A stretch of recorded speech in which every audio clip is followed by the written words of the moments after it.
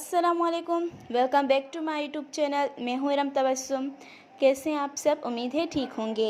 आज भी अपनी सिस्टर्स के लिए बहुत ही खूबसूरत, बहुत ही प्यारी डिज़ाइन लाई हूँ और बहुत ही यूनिक डिज़ाइन लाई हूँ। आप लोग देख सकते हैं इस शर्ट का गला माशाल्लाह बहुत ही प्यारा काम किया गया है।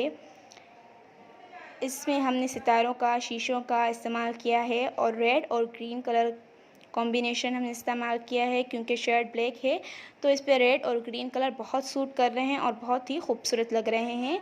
आप लोग देख सकते हैं इसके फ्रंट में कितनी शाइनिंग है, क्योंकि हमने सितारों का इस्तेमाल किया है।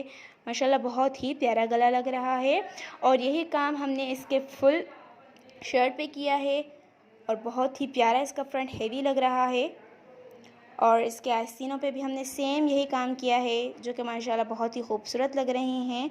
और थोड़ा सा आर्ट वर्क भी किया है। हमने नीचे से लड्डू लगाए हैं ग्रीन और रेड, ताकि शर्ट की मैचिंग में बहुत खूबसूरत डिज़ाइन बन जाए।